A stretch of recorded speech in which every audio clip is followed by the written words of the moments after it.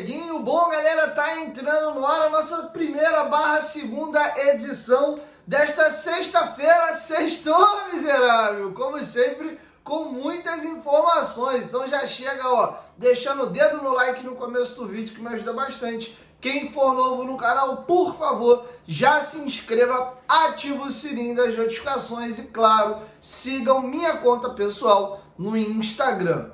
Beleza? Hoje, dia 26 de abril, é dia do goleiro. Então, parabéns a todos os goleiros. Nós vamos falar um pouquinho disso aqui nesse vídeo. Primeiro, vamos aqui a publicação do Vasco ao dia do goleiro. Inclusive, eu peguei uma das camisas atuais de goleiro do Vasco, porque essa camisa aqui me lembra o Martin Silva, né? O Martin usava muito essas camisas azul clarinho no Vasco e eu vou falar dele já já, tá bom? Mas representando muito bem essa camisa hoje nós temos o Léo Jardim. Apesar da falha contra o Red Bull Bragantino, tem crédito de sobra e tá muito bem no gol do Vascão. Vamos aqui à publicação do Vasco sobre o dia do goleiro. 26 de abril, dia do goleiro. Vamos celebrar aqueles que defenderam com muito ímpeto a nossa meta ao longo da história e exaltar os que representam muito bem o presente e o futuro da posição. O Vasco colocou 10 goleiros aí importantes na sua história, alguns até históricos,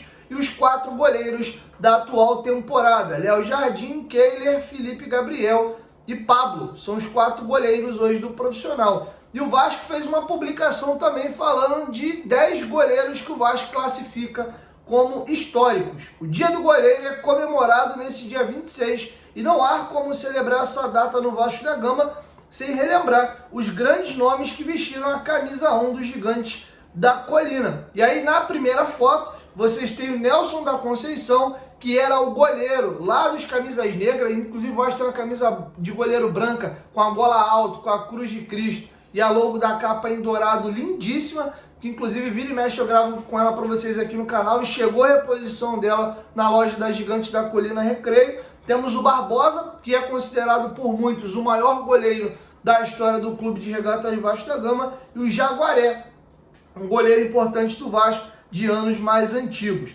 Na segunda foto, já goleiros ali no meio termo. Tem uma galera mais velha aqui do canal, na faixa ali de 50, 60 anos, que acompanhou todos esses aqui, ó. Mazzaropi, não vi, óbvio, por questão de idade, mas todo mundo fala que foi um goleiraço. Andrada, que é um dos principais goleiros da história do Vasco, e mais um gringo. Acácio, esse aí goleiro bicampeão brasileiro com o Vasco em 1989, um monstro. Carlos Germano, esse aí é o goleiro que acho que a galera mais exalta. Se você for perguntar quem é o maior goleiro da história do Vasco, a maioria vai botar o Carlos Germano por ser um goleiro mais recente, e dos goleiros citados aqui, foi o que ganhou mais títulos, ficou naquele período de ouro do Vasco de 97 a 2000, e os 3 últimos já do século 21. O Elton, outro goleiraço também, que jogou não tanto tempo assim no Vasco, foi vendido ao Porto e fez praticamente a carreira inteira lá em Portugal. Depois o Martin Silva e o Fernando Praz, né? O Elton ficou marcado por aquele gol de falta do Pet, mas é um monstro de goleiro, agarrou muito no Vasco. E Martin Silva e o Praz. O Fernando Praz, goleiro campeão aí pelo Vasco na Copa do Brasil, muito bem no Vasco. E o Martin Silva, bicampeão carioca no Vasco 2015 e 2016. E eu vou escolher um desses personagens para eu poder comentar aqui. Apenas um desses personagens eu já tive a honra de levar no Futebolaço Podcast, que foi o Carlos Germano. Inclusive recomendo a vocês a dar um pulinho lá e ver a nossa entrevista. Ficou muito legal, mas não é do Carlos Germano que eu vou falar. O Carlos Germano eu vi pouco, eu era moleque no período de glória dele.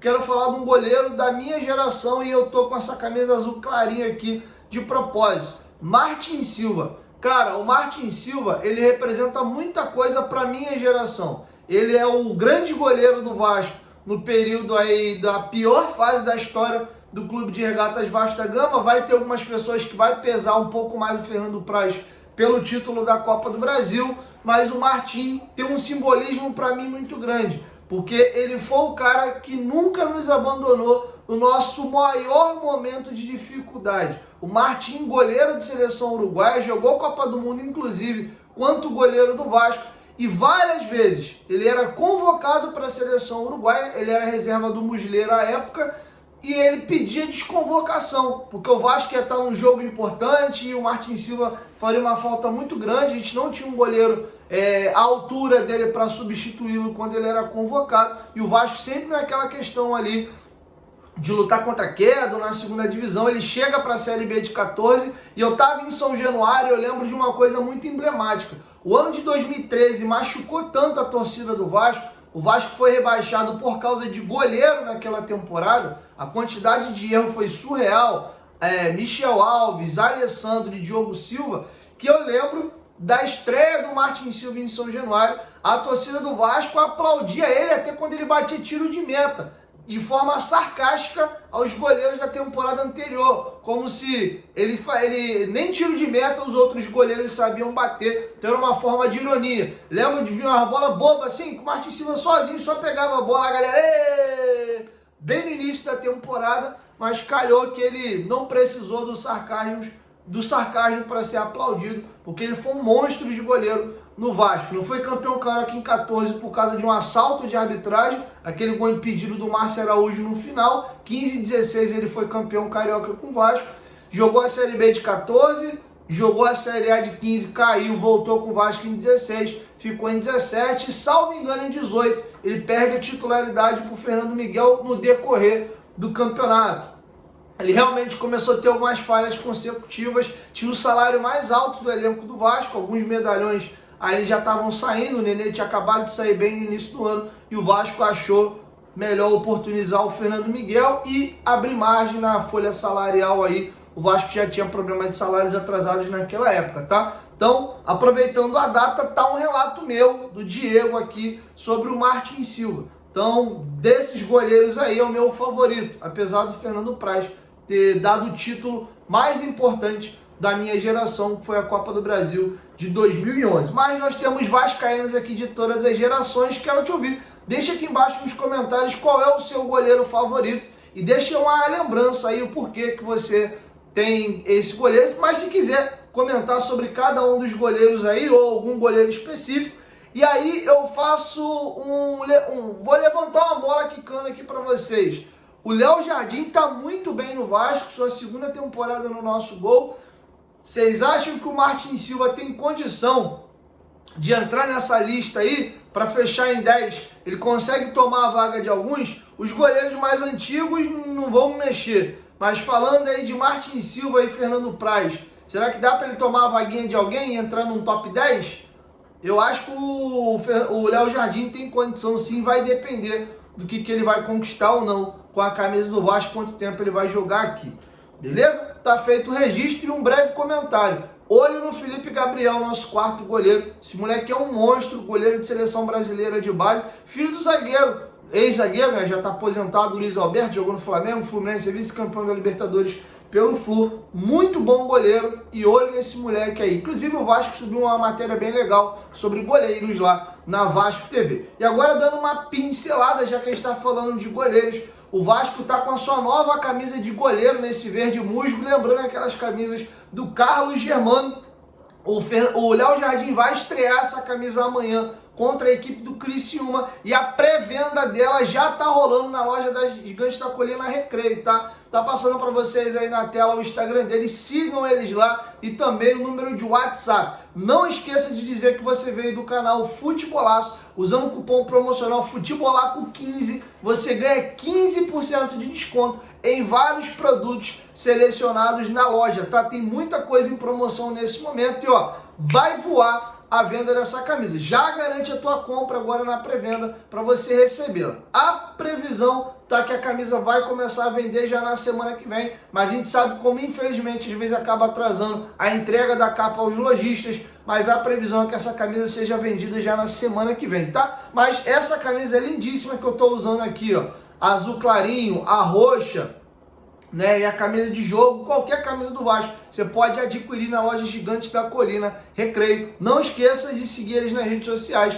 e dizer que tá vindo aqui do canal Futebolaço. Se usa o cupom Futebolaco15, você ganha 15% de desconto em vários produtos, beleza? vamos virar a chave agora e vamos falar do jogo de amanhã entre Vasco da Gama e Criciúma, e temos coisas boas para poder falar, tá? Primeiro detalhe e assunto importante que eu vou trazer para vocês: podemos ter até 4 e não só 3 modificações no time, como eu informei para vocês ontem no canal. Tivemos uma notícia muito boa de última hora: o Payet conseguiu treinar normalmente e, segundo apurou o GE, tudo indica que o meia francês vai sim a campo contra a equipe do Criciúma. Com isso, o Vasco deve ter 4 modificações no time titular. E na minha opinião, esse time que deve ir a campo com o que o Vasco tem à disposição hoje é o time que seria a minha base, e eu o manteria assim.